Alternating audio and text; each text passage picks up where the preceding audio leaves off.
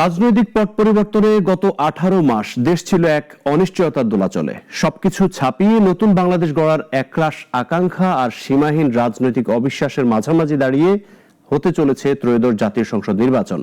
ফেব্রুয়ারির এই নির্বাচনকে সাধারণ মানুষ বলছেন ভোটের অধিকার ফিরে পাওয়ার সুযোগ। আর বিশেষজ্ঞরা জানান গণতন্ত্রের পথে যাত্রায় এই নির্বাচন গুরুত্বপূর্ণ।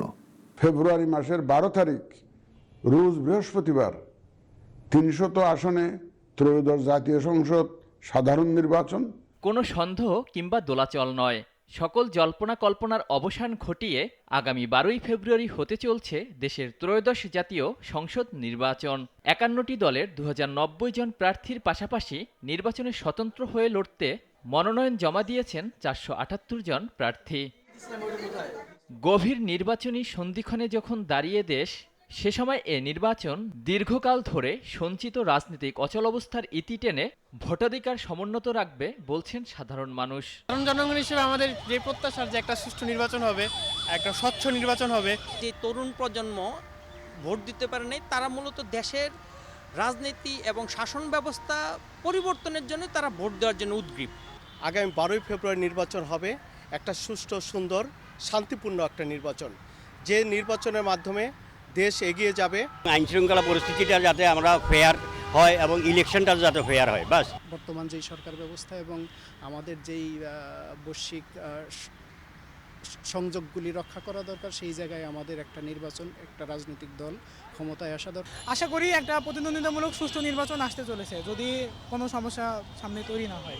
বর্তমান সময়ে রাজনীতির মাঠের বড় দল বিএনপির নেতাকর্মীরাও মনে করছেন সকলের প্রত্যক্ষ ভোটদানে এ নির্বাচন হবে অংশগ্রহণমূলক। একটা নির্বাচনী পরিবেশ বিরাজ করছে এবং আমরা আশাবাদী যে এই নির্বাচন খুব শান্তিপূর্ণভাবে এবং গ্রহণযোগ্যভাবে এই নির্বাচনটা অনুষ্ঠিত হবে। বর্তমান অন্তর্বর্তীকালীন সরকারের প্রতি আমাদের এবং আমাদের দলের পরিপূর্ণ আস্থা আমরা ইতিমধ্যেই রেখেছি। দেশ ও জনগণের স্বার্থে এ নির্বাচনের গুরুত্ব তুলে ধরে রাজনৈতিক বিশেষজ্ঞরা বলছেন দেশকে গণতন্ত্রের পথে এগিয়ে নিতে নির্বাচনের বিকল্প নেই। আমরা গণতান্ত্রিক শাসনের দিকে যেতে, ওইটা করার জন্য এই নির্বাচন।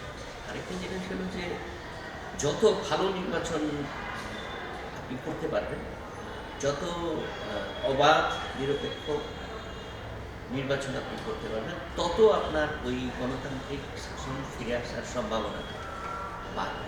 তবে ত্রয়োদশ জাতীয় সংসদ নির্বাচনে কয়টি দল অংশগ্রহণ করছে এ নিয়ে ভাবছেন না নির্বাচনে অংশগ্রহণকারী দলগুলো। তারা বলছেন কারা অংশগ্রহণ করবে, কারা করবে না এ সিদ্ধান্ত সরকারের। ওয়ালিউল রনি, নাগরিক, ঢাকা।